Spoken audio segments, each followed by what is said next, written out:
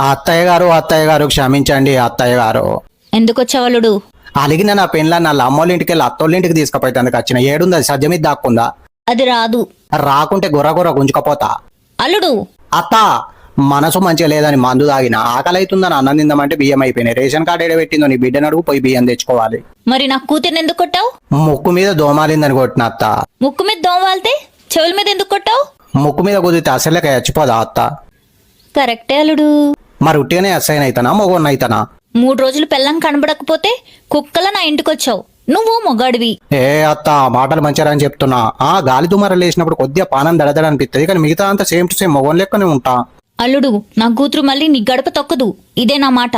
నీ మాటే నీ శాసనం, అంతే కదా. 200 రూపాయల జారుడు సీరియల్ కట్టే తల్లి బిడ్డలకు మీకే అంత ఉంటే 2000 రూపాయల కాటన్ బిల్లు ఒకటే సిట్టింగ్ ఉడగట్టే నాకెంత ఉండాలి? ఏం చేస్తావు?